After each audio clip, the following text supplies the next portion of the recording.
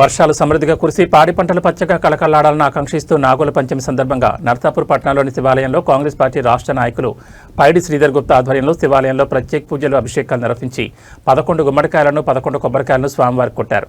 ఈ సందర్భంగా పైడి శ్రీధర్ గుప్తా మాట్లాడుతూ ప్రజలకు ఎలాంటి ఇబ్బందులు కలగకుండా సమృద్ధిగా వర్షాలు కురవాలని, రైతులు సుఖ సంతోషాలతో ఉండాలని స్వామివారిని ప్రార్థించినట్లు ఆయన తెలిపారు. ఈ కార్యక్రమంలో ఆలయ పూజారి వీరప్ప, గురూజీ, భక్తులు పాల్గొన్నారు.